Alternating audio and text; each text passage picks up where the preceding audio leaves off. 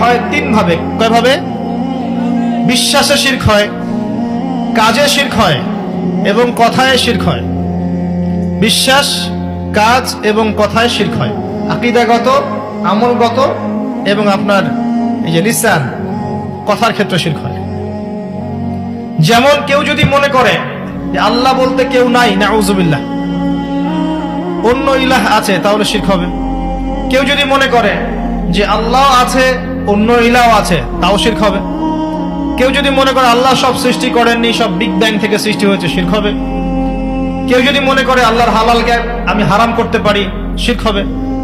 কেউ যদি মনে করে আল্লাহর হারামকে আমি হালাল করে নিতে পারি, শিরক হবে।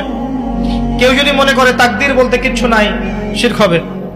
কেউ যদি আল্লাহ ছাড়া অন্য কারো নামে নজর মানত করে, শিরক হবে।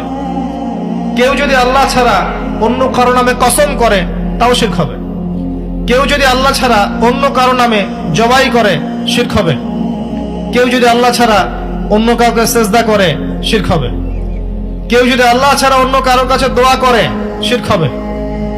কেউ যদি তাবিজ, কবজ, মালা, রিং, আংটি মাদুলিতে ঢুকায় আর আকীদা পোষণ করে এর মধ্য দিয়ে আমার রোগ ভালো হয়ে যাবে, শিরক হবে। কেউ যদি বলে ডাক্তারটা ভালো ছিল তাই আমার মা বেঁচে গেছে, শিরক হবে।